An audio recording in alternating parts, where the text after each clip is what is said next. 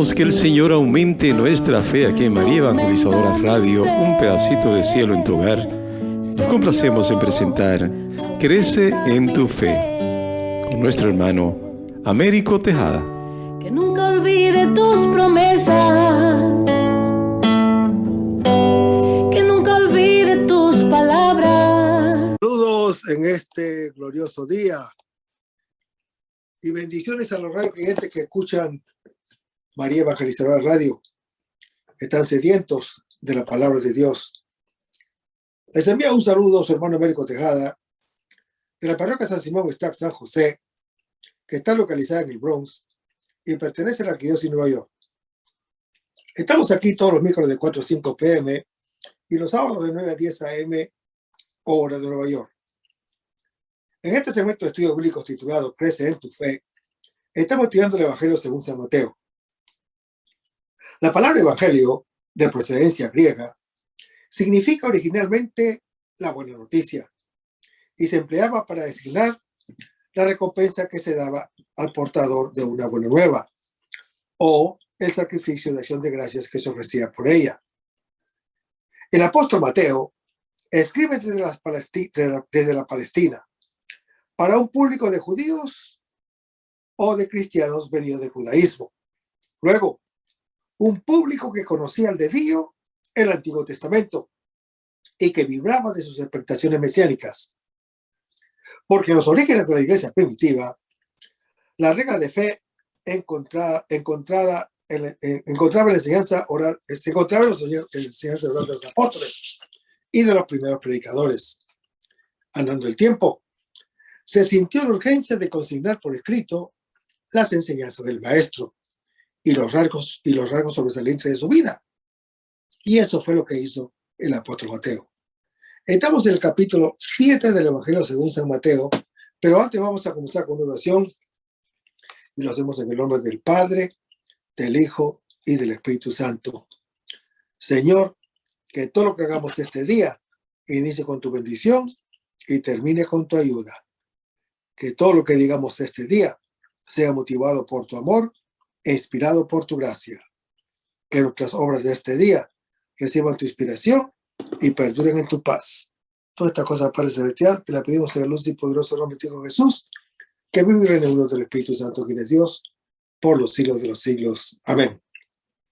Los créditos de este oblicuo son dados al Padre Félix Strux, al Padre Silvano Fausti, a la Biblia de Jerusalén y a la hermana Evelyn Morán y su ministerio de música.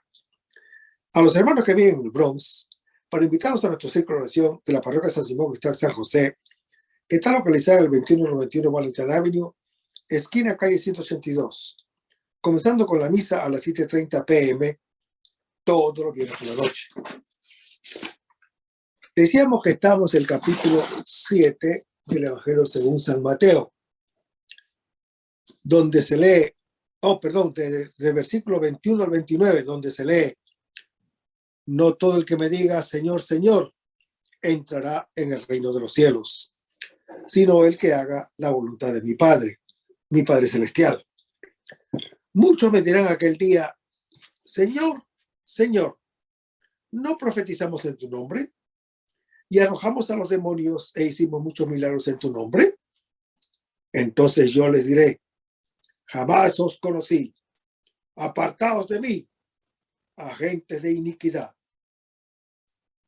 Así pues, todo el que oiga estas palabras mías y no las ponga en práctica, será como un hombre prudente que edificó su casa sobre roca.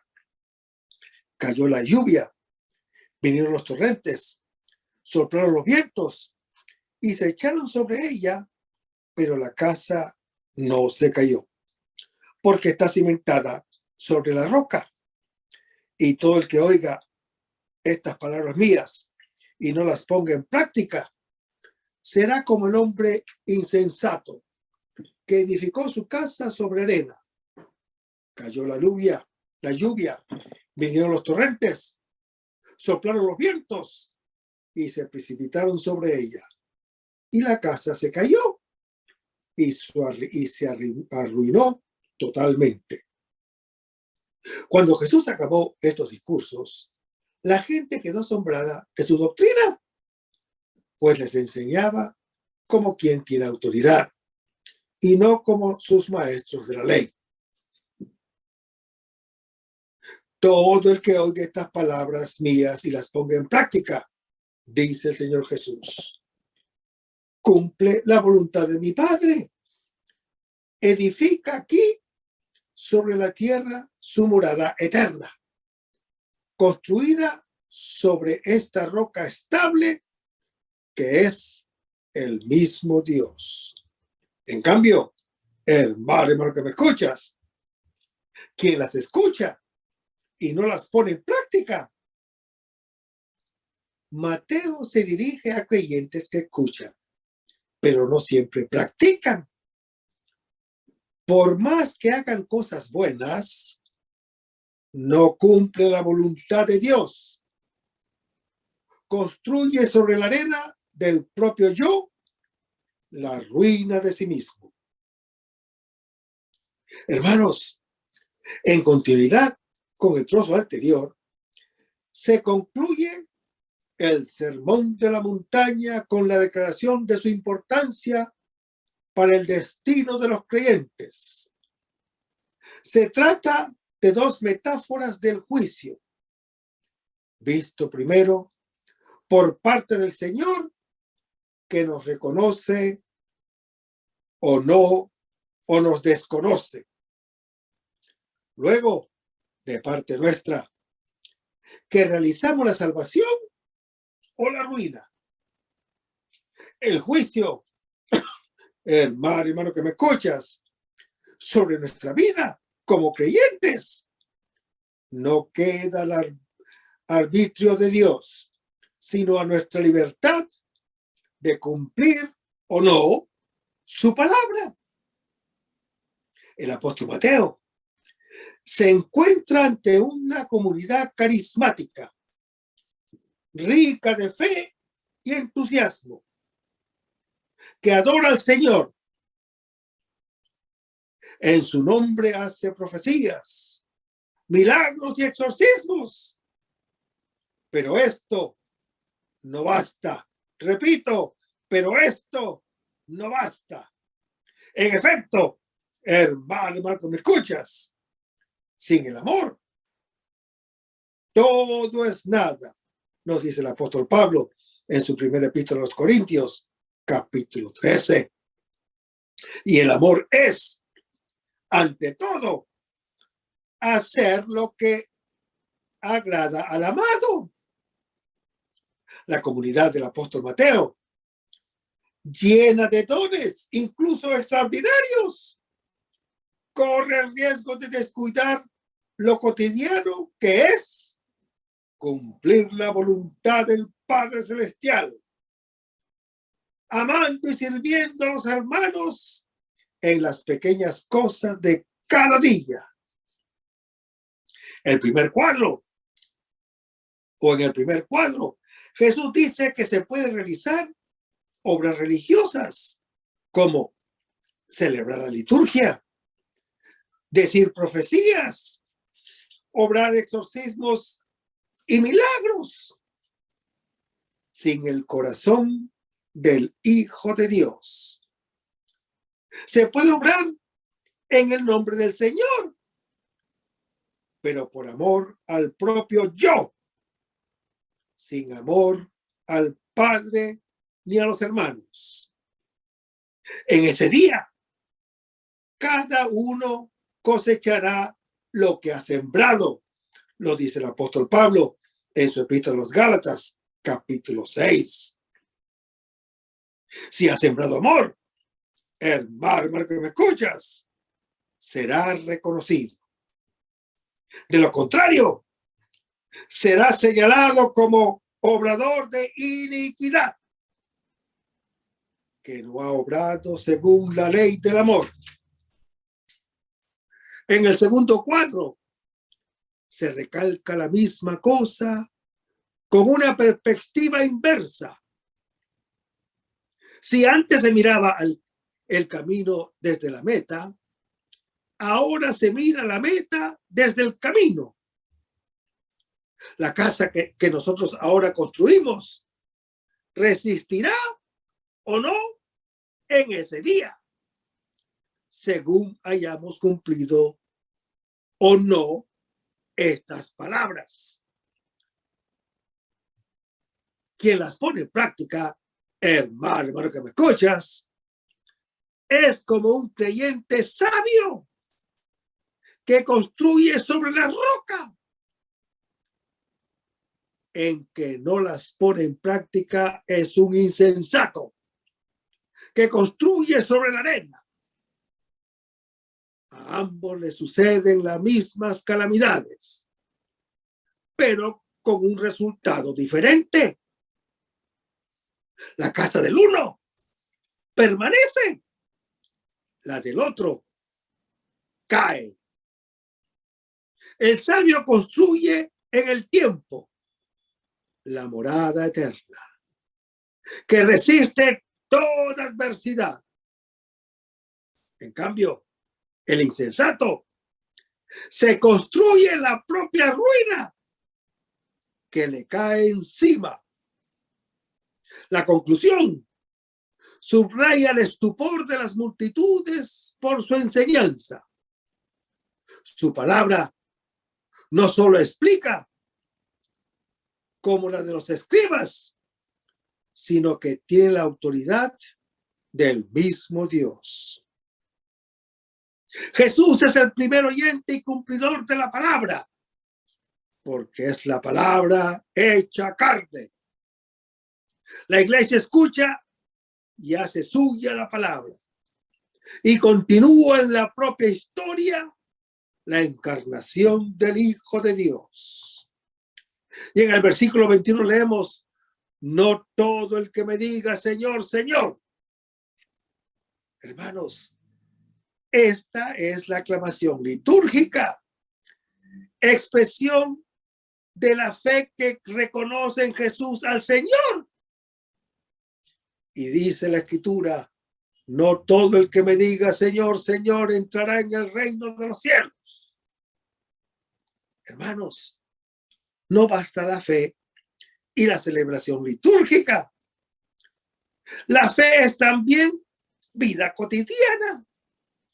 La liturgia se celebra en nuestro cuerpo, nos dice el apóstol Pablo en Romanos capítulo 12. También los demonios creen, pero tiemblan. Esta fe, o sea, una fe y una oración que no florece en una vida concreta, no sirve para nada. Está absolutamente muerta, como lo dice Santiago en su capítulo 2. Hermanos, Jesús nos reprocha la simple incoherencia que siempre existirá mientras vivamos y será lugar de humildad, confianza y conversión constante. En cambio, reprocha la autosuficiencia de quienes se consideran perfectos y dicen Señor, Señor, sin que en realidad Jesús sea el Señor de su vida. Recuerda al profeta Jeremías, que habla contra quienes se creen salvados, diciendo: templo del Señor, templo del Señor, templo del Señor es este, colocando en él su confianza, sin convertirse de sus acciones malvadas. En su capítulo 7. Hermanos, la confianza en el Señor no debe servir como pretexto para la iniquidad, ni su misericordia como pretexto para la perversidad. Nos dice Judas en su versículo 4 y el apóstol Pablo en su epístola a los Romanos, capítulo 2. Y Jesús dice: sino el que haga la voluntad de mi Padre. Hermanos, Jesús llama a Dios mi Padre porque es el Hijo que cumple la voluntad de Él y la manifiesta a nosotros. En la espera que nosotros podamos decir, Padre nuestro. Y en el versículo 22 leemos, muchos me dirán aquel día,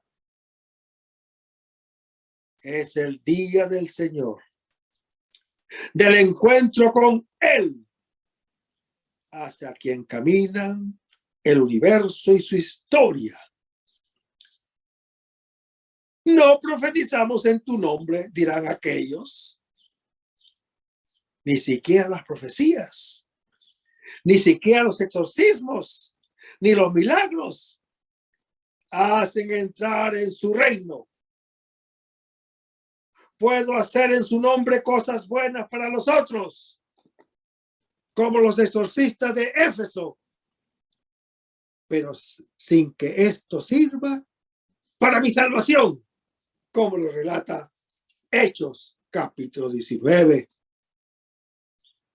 Porque lo que me salva, hermano que me escuchas, no es obrar milagros, sino cumplir la voluntad del Padre, que es amar a los hermanos.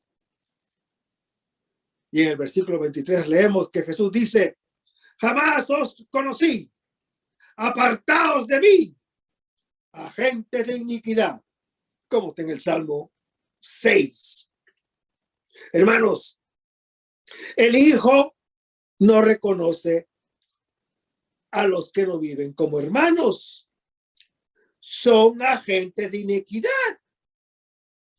Son gentes sin ley que ignoran a su modo, en su modo de obrar, la ley del amor, la fe y la esperanza y los otros dones.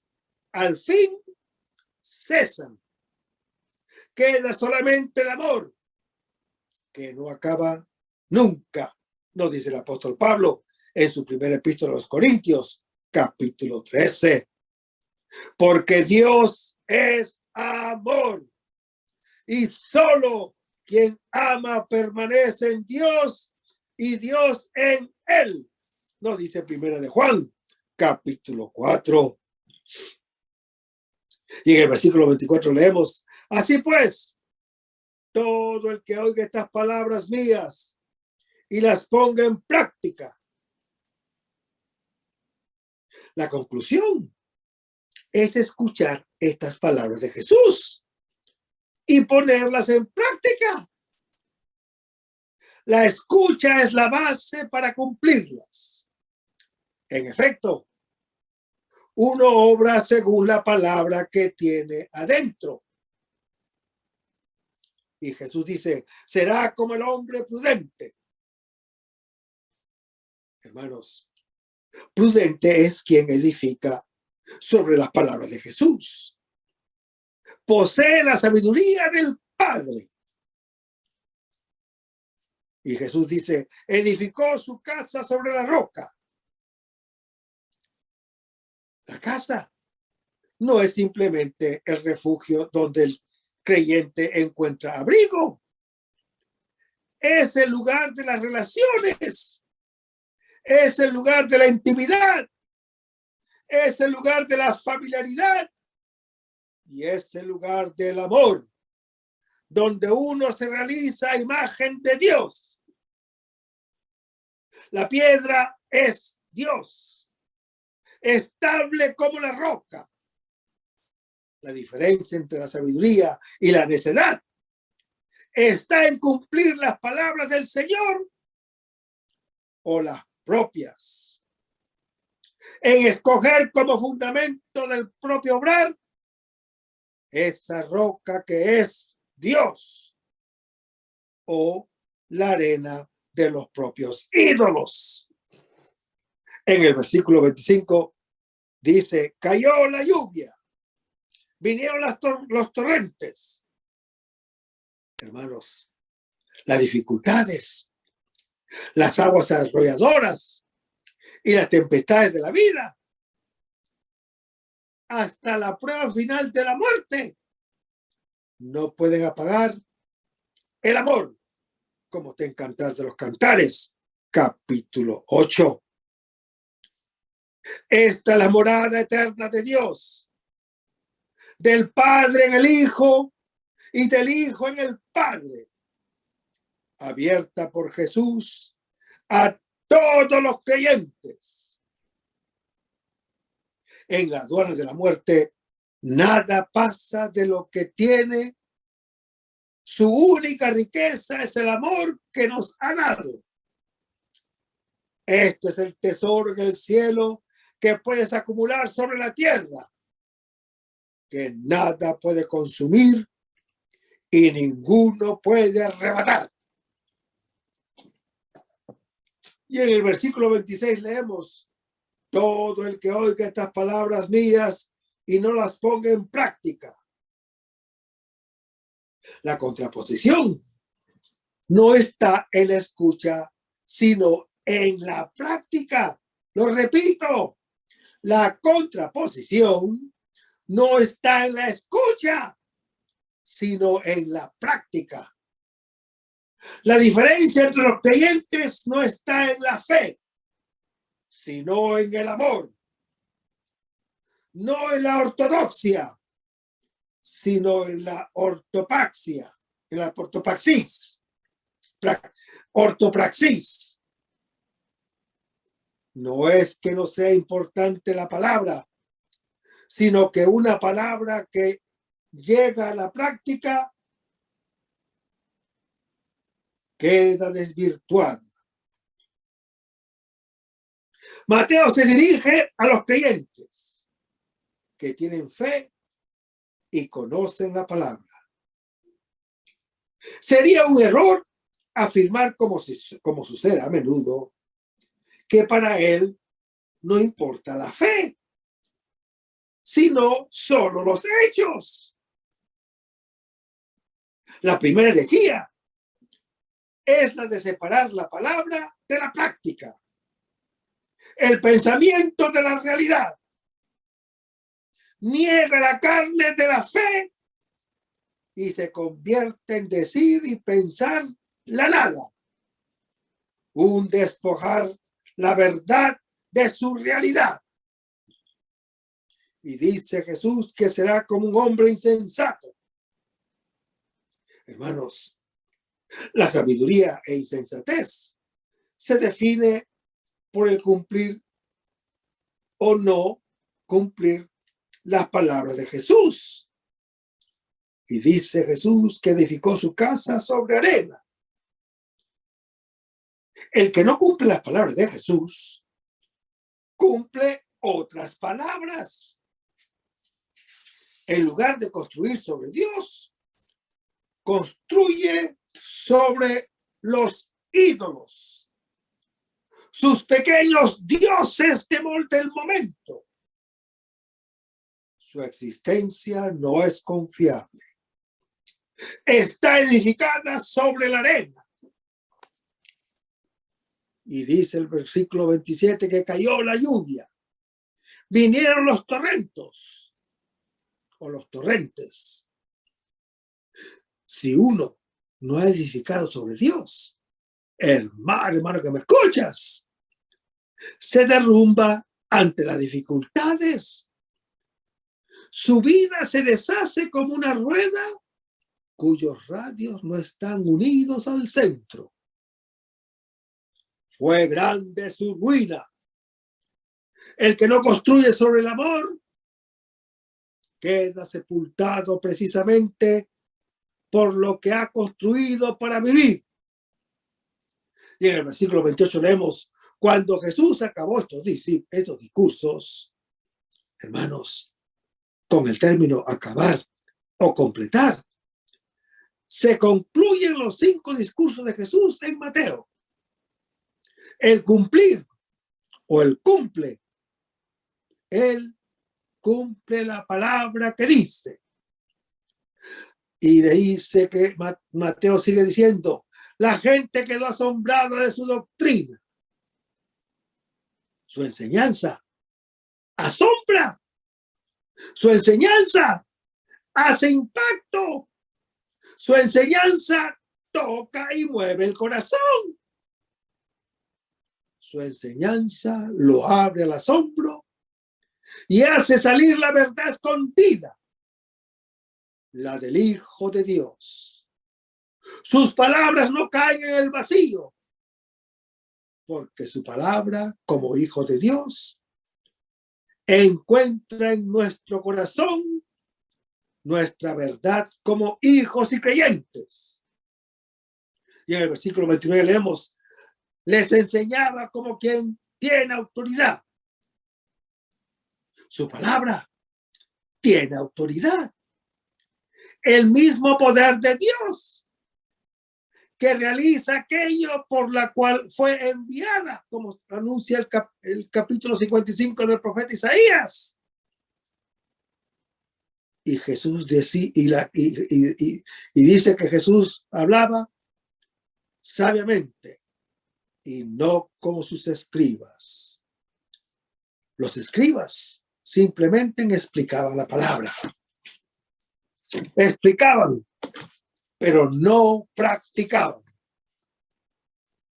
Pues en el Antiguo Testamento se creía que Dios colmaba de bienes materiales, de riquezas y de prosperidad a aquel que le servía fielmente, de tal modo que se consideraba las riquezas materiales como una señal segura de beneplácito y del favor de Dios para con alguien. Así lo vemos en el caso del justo Job, quien, por haber sido fiel en medio de tantas pruebas, fue recompensado con el doble de todos sus bienes, porque el Señor bendijo la nueva situación de Job aún más que la antigua. Llegó a poseer 14,000 ovejas, 6,000 camellos, 1,000 yuntas de bueyes y 1,000 asnas, como está descrito en Job capítulo 42. Lo mismo vemos en las promesas que Dios había hecho por medio de Moisés a quien observase su ley. El Señor te hará rebosar de bienes, frutos de tus entrañas, frutos de tu ganado y frutos de tu suelo. Lo dice Deuteronomio, capítulo 28. E Isaías, el profeta, promete igual riqueza y prosperidad materiales para la época mesiánica. Vendrán a mí los tesoros del mar, las riquezas de las naciones. Estarán abiertas tus puertas día y noche para dejar entrar las riquezas de los pueblos, traídos por sus reyes. Lo dice Isaías, capítulo 60. Pero ahora, hermano que me escuchas, por fin se ha inaugurado la época del Mesías. Jesús fruta todas estas esperanzas y cálculos, pues predica desconfianza para con las riquezas. Pronuncia su ay sobre el rico, pues éste ya ha recibido su consuelo, lo dice Lucas capítulo 6. Proclama bienaventurado más bien al pobre de corazón, porque solo para él será el reino de los cielos, como lo anuncia Mateo en su capítulo 5. La recompensa, hermano que me escuchas, por tanto, que Jesús promete, no es la riqueza material, ni la prosperidad terrenal, sino es la intimidad enriquecedora con Dios, el amor del Padre, la providencia solícita del Señor por los que en Él confían. Es una riqueza, sí, es una riqueza, pero no material, sino es la riqueza del propio corazón de Dios, el dueño omnipotente de toda la creación, que nos quiere hacer disfrutar no tanto de sus criaturas, sino de las riquezas inagotables de su propia persona. Por eso dice el apóstol San Pablo: conocéis bien la generosidad de nuestro Señor Jesucristo, quien, siendo rico, se hizo pobre por nosotros, para que nosotros lleguemos a ser ricos con su pobreza, como lo anuncia en 2 de Corintios, capítulo 8. Esto es lo que Jesús aquí nos quiere decir. Esto es lo que también dirá en aquel pasaje del joven rico. Y lo que sigue después es muy aconsejable que lean, hermanos y hermanas que me escuchan, Mateo capítulo 19. Pues ahí Jesús desconcierta seriamente a sus apóstoles al criticar las riquezas como un impedimento y peligro para la amistad con Dios. El evangelista Marcos dice en el lugar paralelo que ellos, al oír estas palabras, quedaron atónitos en Marcos capítulo 11. Y no era para menos, porque esto iba en contra de todo lo que habían aprendido desde su juventud judía. Pero a continuación, hermano que me escuchas, Jesús, a la pregunta inquieta del apóstol Pedro, ¿qué otra recompensa entonces iban a recibir ellos? Les contesta que recibirán el 100 por 1 ya en este mundo, y luego la vida eterna.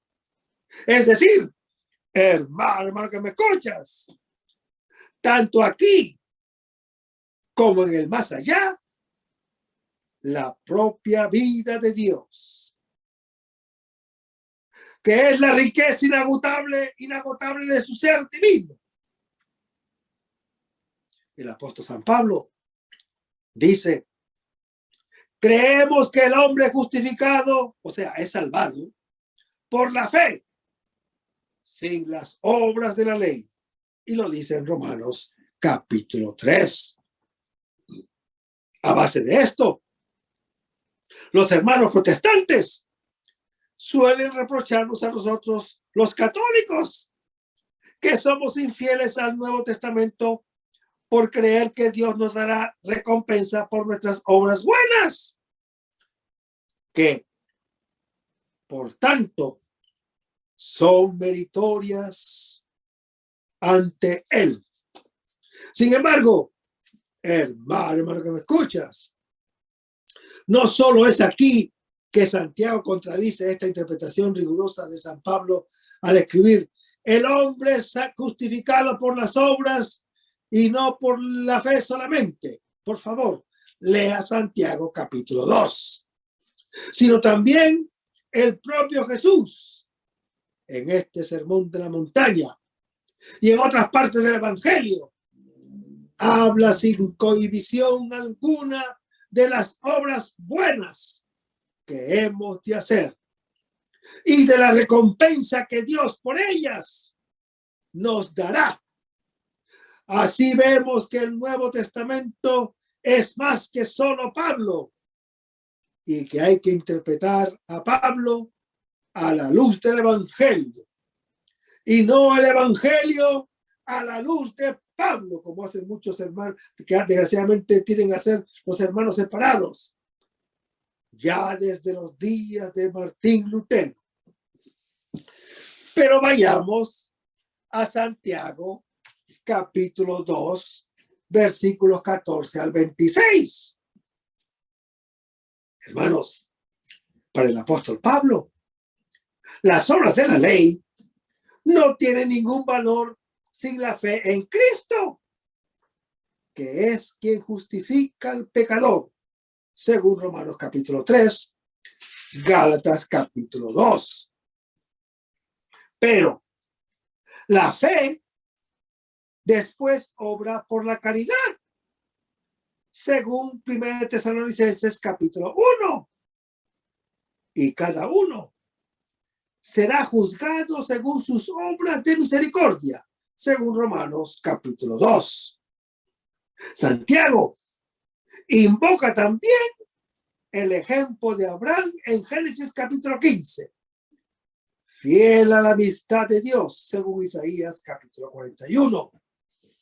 Y cumplidor de las obras de la fe, que es la ley perfecta. Santiago, con una argumentación cíclica y reiterativa, afirma que una fe sin obras de misericordia, no puede salvar.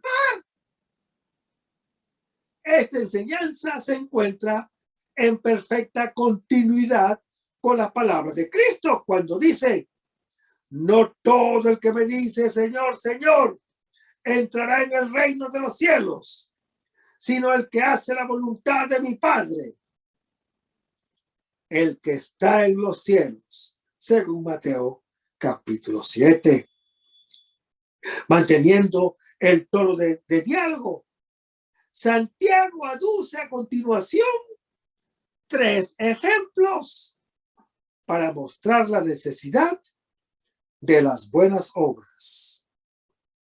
Dice que los demonios creen en Dios, pero ese conocimiento es estéril. Dice que Abraham creyó con obras y es modelo y padre de todos los creyentes. Dice que una pecadora, Rahab, la meretriz, se salvó por sus buenas obras. Es la misma doctrina de Juan, de 1 de Juan capítulo 3, donde dice: si alguno posee bienes de este mundo y viendo que su hermano padece necesidad, le cierra el corazón, ¿cómo puede permanecer en él el amor a Dios? La doctrina cristiana, hermano que me escuchas, llama también fe muerta a la de quien está en pecado mortal, porque privada de la esperanza y de la caridad, la fe no une plenamente a el fiel a Cristo, ni hace de él un miembro vivo de su cuerpo místico. Y Santiago dice: Abraham, nuestro padre, no alcanzó la justificación por las obras cuando ofreció a su hijo Isaac sobre el altar. ¿Ves cómo la fe cooperaba con las obras y no por las obras? La fe alcanzó su perfección. Y en Hebreos capítulo 11 leemos: por la fe, Abraham, sometido a la prueba, ofreció a Isaac como ofrenda. Y el que había recibido las promesas ofrecía a su hijo único, respecto del cual se le había dicho: por Isaac tendrás descendencia. Pensaba que poderoso era Dios, aún para resucitarlo de entre los muertos. Por eso lo recobró como símbolo. Hermanos, el magisterio de iglesia en el Concilio de Trento, se remite a estos versículos cuando enseña que la justificación recibida gratuitamente en el sacramento del bautismo va cobrando aún más fuerza mediante la correspondencia del cristiano a la gracia a través del cumplimiento de los mandamientos de Dios y de la Iglesia. De hecho, aún el apóstol Pablo mismo tiene textos en este sentido. Por ejemplo, cuando habla de las obras buenas que Dios de antemano dispuso que practiquemos. Léalo, hermano protestante, léalo en Efesios capítulo 2. Y cuando añade que hemos de obrar con temor y temblor nuestra salvación en Filipenses capítulo 2. Pues bien, imagínate eso. Pablo se atreve a decir que hemos de obrar nuestra propia salvación. Y al hablar de las limosnas que le habían enviado los filipenses, dice que tales obras buenas aumentan los intereses de su cuenta en Filipenses capítulo 4. Como si Dios lo apuntara en nuestro haber, en su banco celestial. Igualmente dice, hermano que me escuchas, que los ricos, al dar limosnas, están atesorando para el futuro un excelente caudal con que podrán apoderarse de la vida eterna. Y lo dice en 1 Timoteo, capítulo 6. Y estas obras buenas las llama un depósito bancario. Que Dios les guarde fielmente para el día del juicio, según 2 Timoteo, capítulo 1. Y menos mal que el apóstol Pablo, o para el apóstol Pablo que diga esto, porque hablando así, se coloca firmemente en el pensamiento del Señor Jesús. Pues aquí, en el texto que hoy nos ocupa, Cristo nos aconseja acumular tesoros en el cielo mediante la obra buena de la limosna. Lo mismo dirá en otra ocasión al joven rico cuando le dice, vende lo que tienes y dáselo a los pobres. Así tendrás un tesoro en el cielo. En Mateo capítulo 19. Esta misma enseñanza, hermano que me escuchas, la da al hablar el último juicio, cuando el Señor recompensará a cada cual según las obras de caridad que haya hecho o dejado de hacer. Por favor, léanlo, Mateo 25. Es notable que la fórmula más escueta de este principio la encontramos tanto en boca del Cristo mismo, en Mateo 16, como de su fiel discípulo Pablo, en Romanos capítulo 2 y en 1 Corintios capítulo 3. El Señor pagará a cada uno, a cada cual según sus obras. En vista de esto, no es nada extraño el que Cristo no tiene ningún reparo en usar a menudo la idea de la recompensa que nos va a dar en Mateo capítulo 5, en Mateo capítulo 6, Mateo capítulo 10. Y el apóstol Pablo hace lo mismo en 1 Corintios capítulo 3. Entonces, hermano que me escuchas, ¿Qué quiso decir el apóstol Pablo cuando escribió: no se salve el hombre por las obras de la ley, sino por la fe, en Romanos capítulo 3?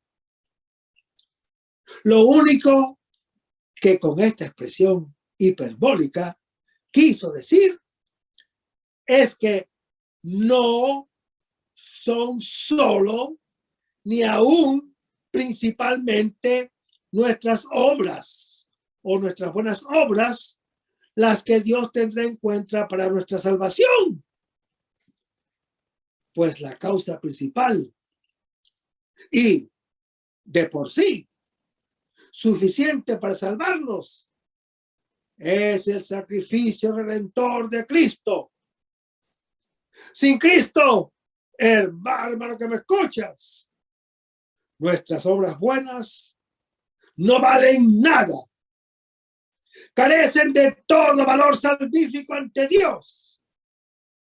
Pero en Cristo adquieren un cierto valor eterno. Se hacen instrumentos subordinados de salvación.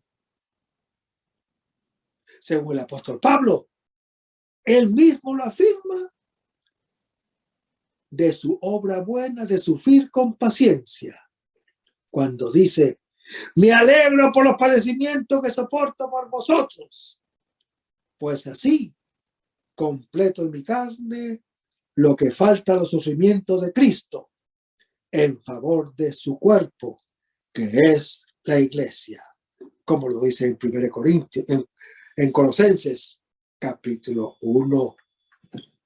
De por sí, ciertamente somos esclavos inútiles que no tenemos derecho a nada y que no merecemos recompensa. Por mucho que hayamos cumplido todo lo mandado, como lo dice Lucas capítulo 17, pero por los méritos infinitos de Cristo y por la bondad amorosa de Dios, el Señor nos concede gratuitamente, sin que Él a esto no tenga ninguna obligación, el poder vestirnos de lino deslumbrante de las buenas obras, como lo anuncia Apocalipsis capítulo 19, y permite que estas buenas obras nos acompañen ante su tribunal supremo, como está en Apocalipsis capítulo 14. O sea, hermano que me escuchas, cuando estemos en presencia de Dios, nosotros no seremos lo que hablemos, serán nuestras obras ricas y buenas en el Señor, nuestras obras de misericordia que testificarán por nosotros. Bendito y alabado sea el nombre de Jesús. Después de estas consideraciones generales, pero necesarias, entremos ahora brevemente en algunos detalles de esta tercera parte principal del Sermón de la Montaña.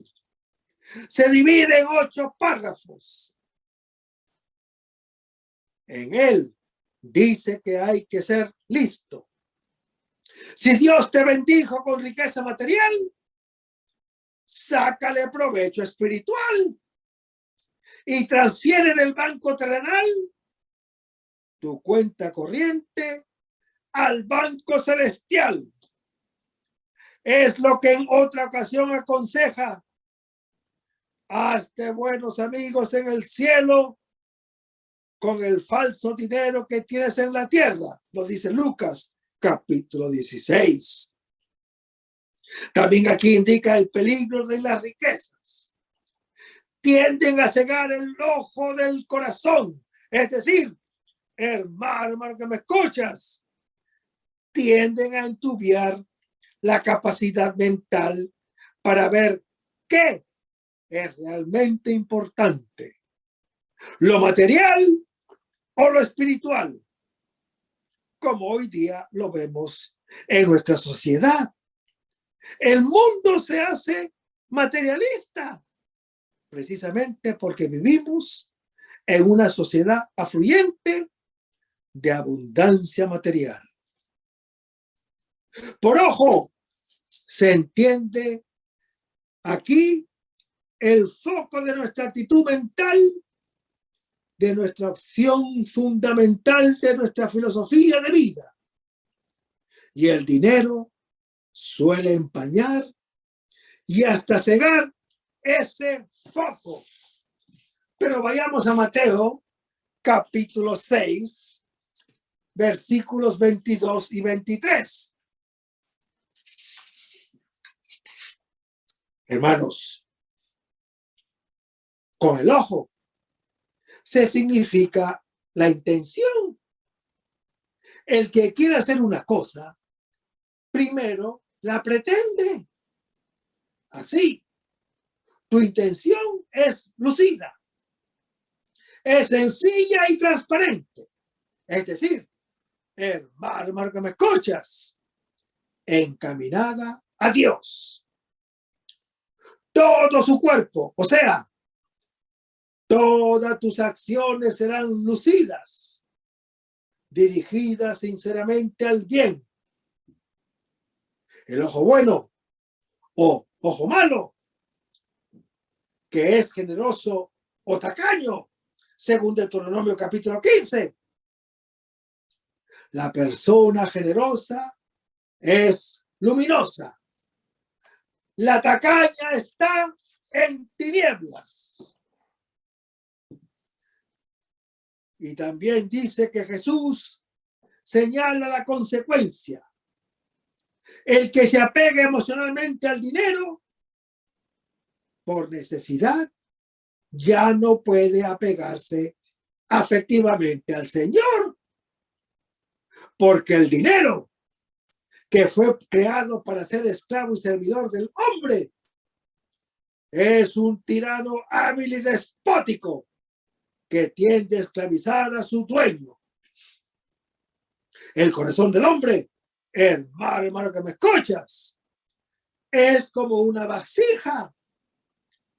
Si ya está llena de agua, por mucho vino que le eches, se escurrirá necesariamente por los lados. Para que sepa o para que quepa dentro de la vasija el buen vino, hay que vaciarla primero del agua. Así, con el dinero, hay que vaciar de él nuestro corazón, donde está entronado, antes de que Dios pueda anidar en nuestro interior. Y sigue diciendo Mateo que aquí, que es el pasaje clásico y bello sobre la providencia, Jesús opone la confianza en Dios a la confianza que solemos tener en el dinero y otras provisiones materiales para asegurarnos el futuro.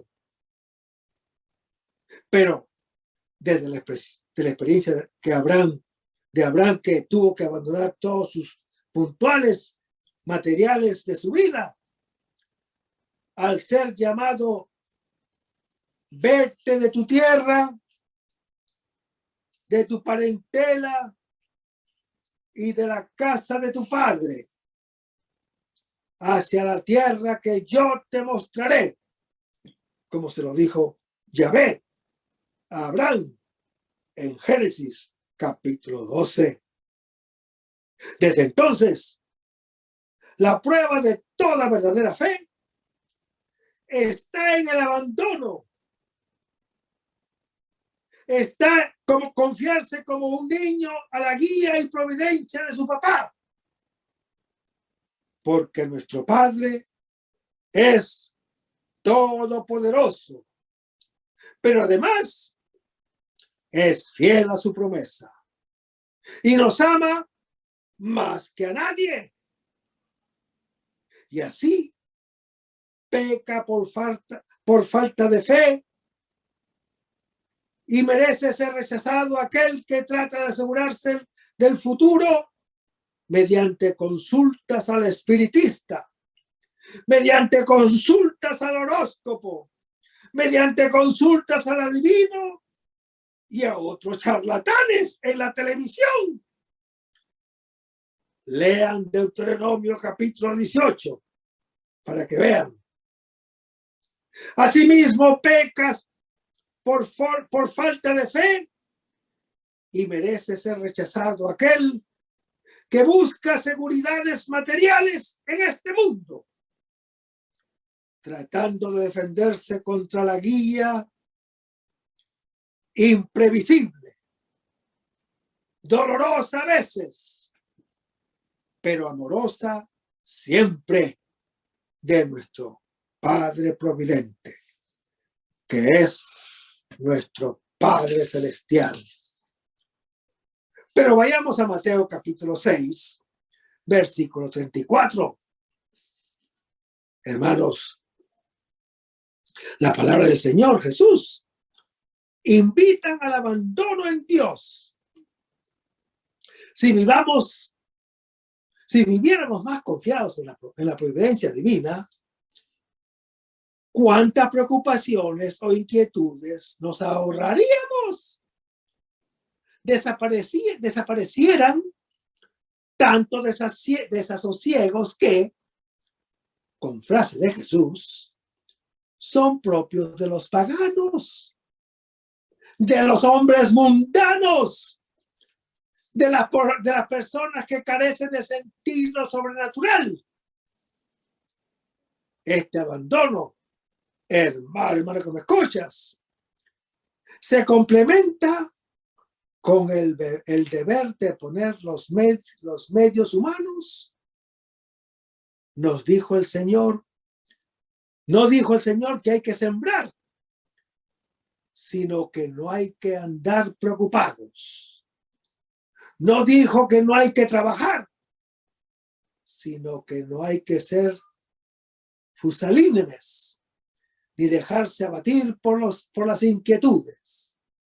Sí, hermanos y hermanas que me escuchas, nos mandó que nos alimentáramos, pero que no anduviéramos angustiados por el alimento. Jesús formula la condición para que Dios nos asegure los beneficios de su bondad, pues Él usará para con nosotros la misma medida de bondad y misericordia que nosotros hayamos usado para con nuestros hermanos y creyentes, porque todos por igual necesitamos ser perdonados. Vayamos a Mateo capítulo 1, versículos 1 al, Mateo capítulo 7, versículo 1 al 5. Hermanos, no juzguen a los demás para no ser juzgados por Dios. También nos los dice el apóstol Pablo en Romanos capítulo 2. En aquella época se utilizaba la voz pasiva para referirse a las acciones de Dios, sin mencionar su nombre. Jesús sigue esta construcción gramatical. Serán juzgados, se les medirá. Es para indicar que Dios mide como medimos y perdona como perdonamos y nos socorre en la manera y las entrañas que nos ve socorrer. Después nos advierte que podemos tener deformada la vista y ver las cosas desatinadamente. San Agustín nos dice, recordando este pasaje, daba este consejo: procurad adquirir las virtudes que creéis que faltan en vuestros hermanos, y ya no veréis sus defectos, porque no los tendréis vosotros. Y el resto, hermano que me escuchas, lo vamos a ver en el próximo segmento. Manténgase en sintonía. Vamos a despedirnos con una oración y lo hacemos en el nombre del Padre, del Hijo y del Espíritu Santo. Señor Jesús, ayúdanos a conservar el fervor espiritual, la dulce y confortable alegría de evangelizar, incluso cuando hay que sembrar entre lágrimas, como Juan el Bautista, como lo hicieron los apóstoles Pedro y Pablo y los otros apóstoles, y también esa gran multitud de evangelizadores que se han sucedido a lo largo de la historia de la Iglesia Católica, con un ímpetu interior que nada ni nadie sea capaz de extinguir. Señor Jesús, que sea esta la mayor alegría de nuestras vidas entregadas al Evangelio. Y ojalá que el mundo actual pueda así recibir la buena nueva de tu Evangelio, porque tenemos la tarea de anunciar el reino de Dios y de implantar tu iglesia en este mundo que todavía no te conoce. Todas estas cosas, Padre Celestial, te las pedimos en el dulce y poderoso nombre de tu Hijo Jesús, que vive en unión del Espíritu Santo, quien es Dios, por los siglos de los siglos. Amén. Hasta el próximo segmento. Que el Señor nos bendiga.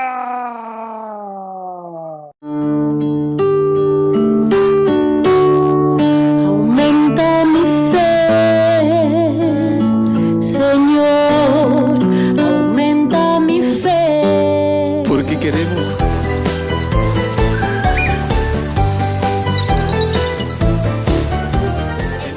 María Evangelizadora Radio. Un pedacito de cielo en tu hogar. Evangelizando para el mundo. 100% católica. Sí, yo estoy aprendiendo.